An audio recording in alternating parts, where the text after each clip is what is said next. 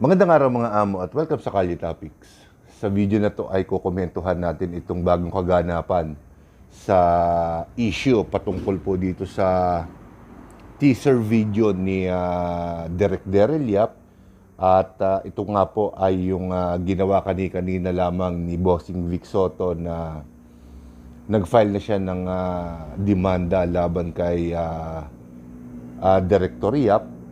At syempre, damaging nga naman sa pangalan niya yung ginawa ni Daryl Yap. Basta Director Yap na lang yan.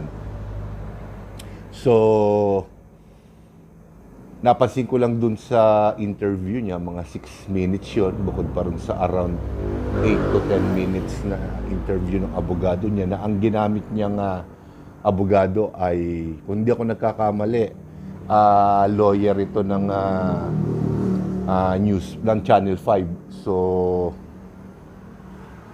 kung tatanungin niyo ako, siguro tama naman na magdemanda si Bossing Vic Soto dahil very damaging nga naman itong teaser video ni Direk Yap na kung saan ini-imply niya na si Bossing Vic ang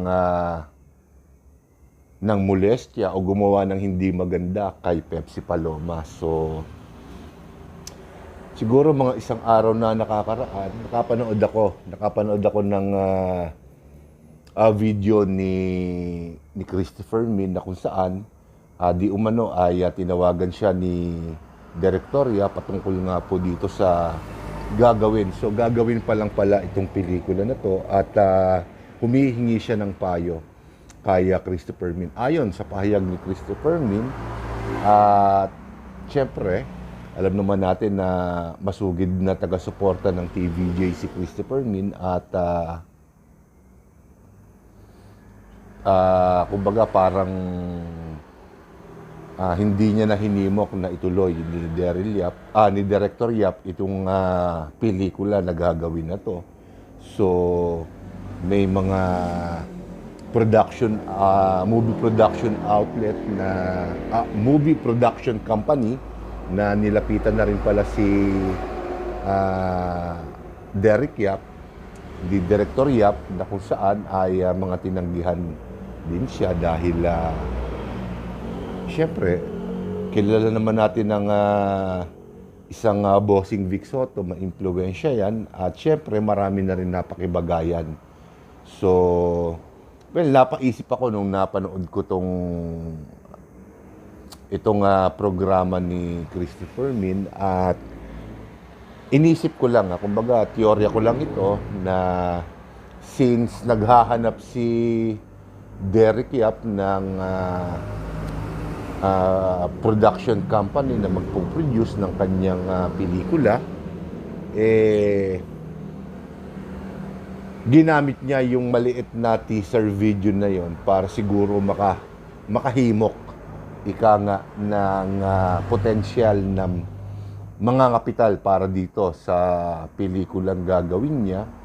At syempre, alam niya naman na isang Vic Soto ang magiging paksa ng kanyang pelikula at yung nasirang Pepsi Paloma, siguro lang, iniisip ko lang naman ito na baka may mag-interest dahil very controversial yung pelikulang gagawin at siguro sa isip ni Director Yap na kung sino man ang makakapanood nito ay mag-iisip na kapag sila ang nag-finance ng pelikula na to ay kikita ng malaking-malaki.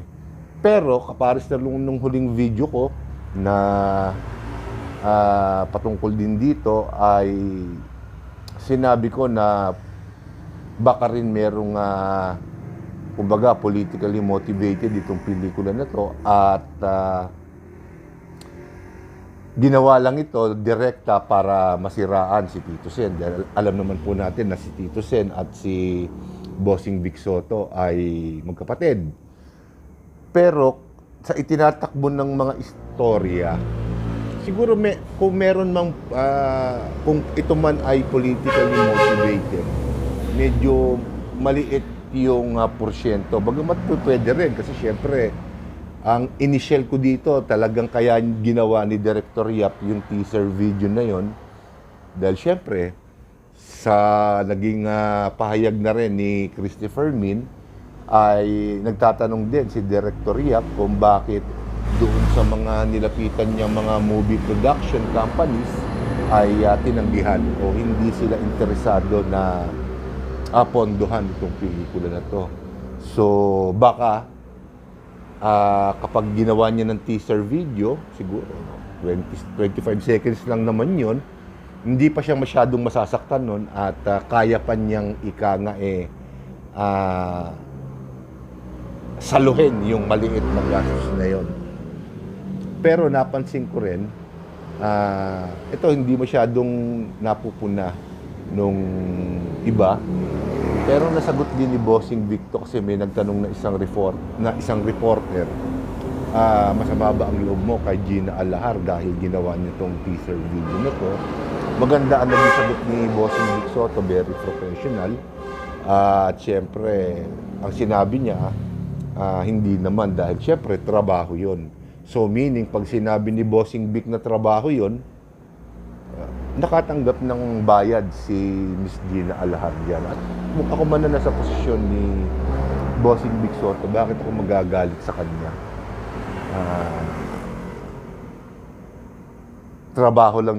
Trabaho lang naman talaga yon. So, ang direktang sasalo naman talaga ng problema kung magkakaroon man, yung naglabas nito, yung director, syempre, yun na nga, si Director Yap.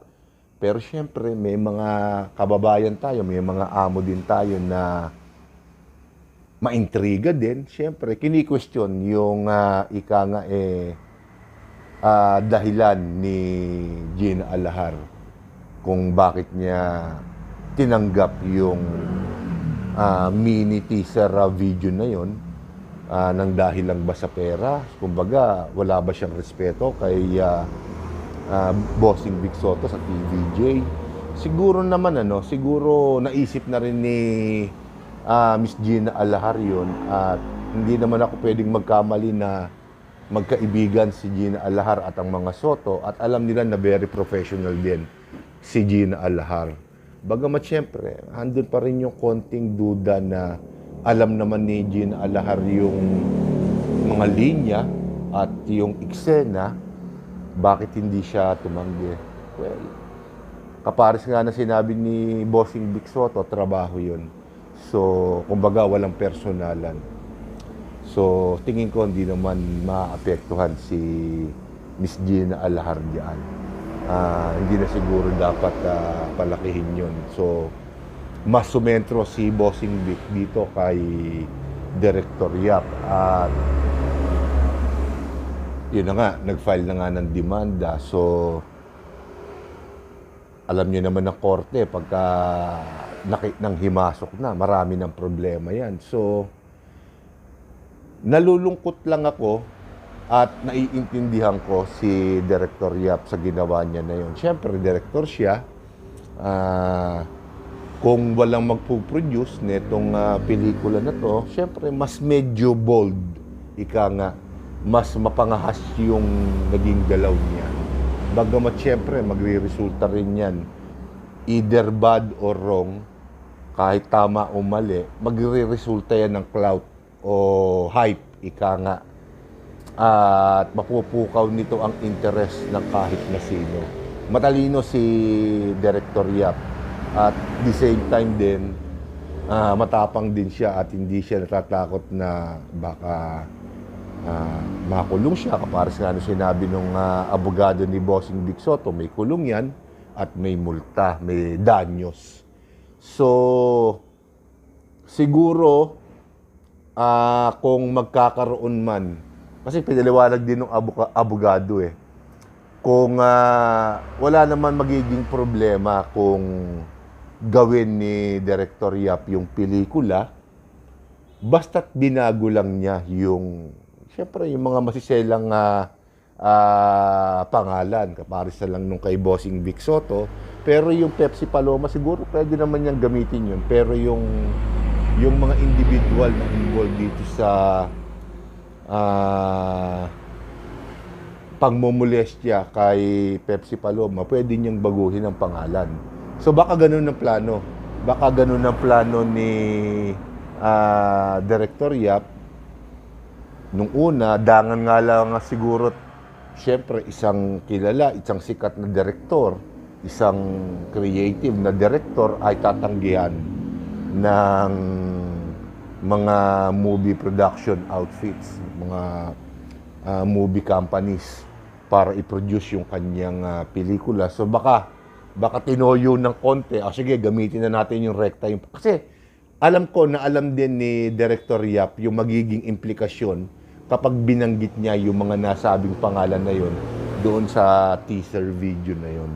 So handa siya doon sa mga mangyayari. At ayan na nga, hindi ba? Nakikipagsagutan siya sa social media kung kani-kanino.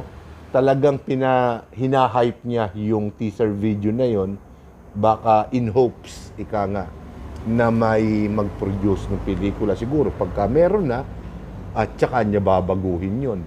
Kasi syempre, iba naman yung iba naman yung kamukhang istorya, ibang pangalan, pero mamumuuna sa isip mamumuuna sa isip ng tao na yung pelikulang ginawa niya, yun yung Pepsi Paloma at Bossing Vic Soto na issue. Binago lang ang pangalan pero yan. So kahit baguhin na ni Director Yap yung mga pangalan nung mga main character siguro maliban kay Pepsi Paloma, panunuorin na dahil nagkaroon na ng interest yung tao.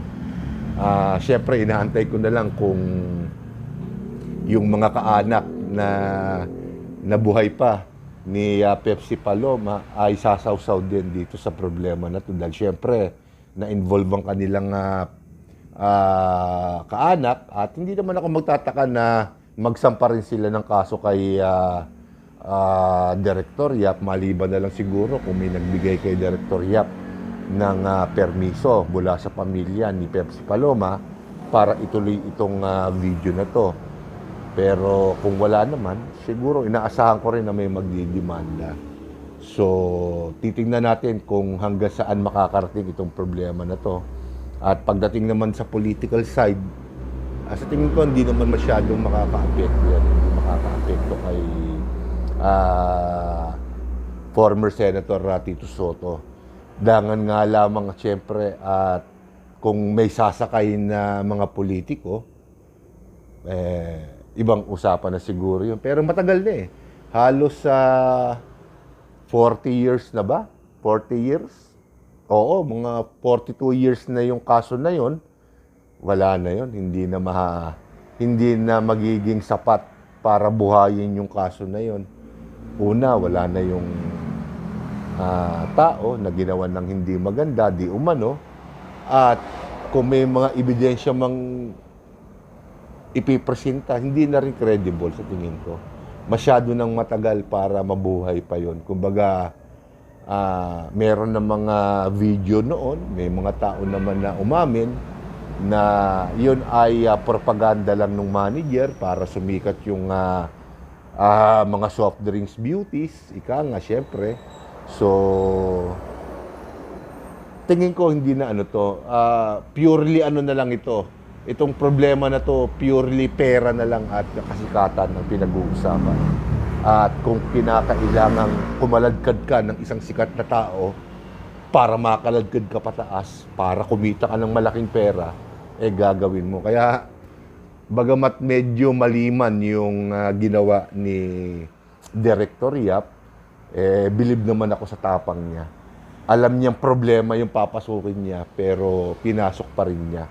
At naniniwala naman ako na alam niya ang lusot dito sa problema na to. Hindi niya gagawin ito nang wala siyang legal advice kung paano niya ipipihit na maligtas siya.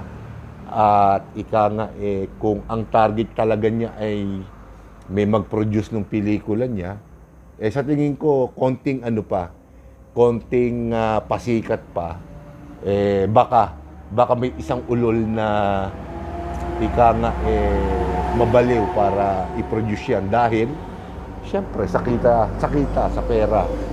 So dito ko natatapusin tong video na to at sa susunod ko pa po mga video ay ibang paksa naman po ang ating tatalakayin. So maraming salamat po mga amo at magandang araw po sa inyong lahat.